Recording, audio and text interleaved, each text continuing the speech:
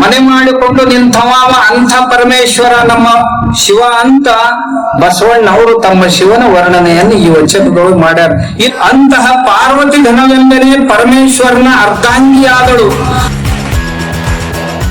ಸಮುದ್ರ ಘನವೆಂಬನೆ ಧರೆಯ ಮೇಲಡಗಿತ್ತು. ಧರೆ ಘನವೆಂಬನೆ ನಾಗೇಂದ್ರನ ಪಣಾಮಣಿಯ ಮೇಲಡಗಿತ್ತು. ನಾಗೇಂದ್ರ ಘನವೆಂಬನೆ ಪಾರ್ವತಿಯ ಕಿರುಕುಣಿಯ ಮುದ್ರಿಕೆಯಾಯಿತ್ತು. ಅಂತಹ ಪಾರ್ವತಿ ಘನವೆಂಬನೆ ಪರಮೇಶ್ವರನ ಅರ್ಧಾಂಗಿಯಾದಳು. ಅಂತಹ ಪರಮೇಶ್ವರ ಘನವೆಂಬನೆ ನಮ್ಮ ಕೂಡಲ ಸಂಗನ ಶರಣರ ಮನದ ಕೊನೆಯ ಮನೆಯ ಮೇಲೆ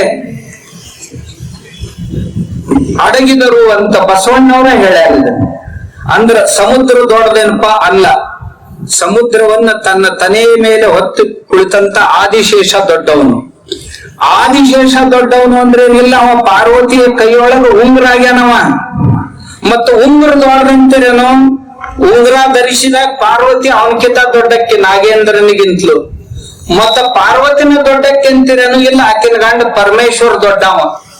ಪರಮೇಶ್ವರ ದೊಡ್ಡವ ಅಂತಂತಿದ್ರೇನು ಇಲ್ಲ, ನಮ್ಮ ಶರಣರ ಮನದ ಕೊನೆಯ ಮನೆಯ ಮೇಲೆ ಮನೆ ಮಾಡಿಕೊಂಡು ನಿಂತವ ಅಂಥ ಪರಮೇಶ್ವರ ನಮ್ಮ ಶಿವ ಅಂತ ಬಸವಣ್ಣವರು ತಮ್ಮ ಶಿವನ ವರ್ಣನೆಯನ್ನು ಈ ವಚನದೊಳಗೆ ಮಾಡ್ಯಾರ.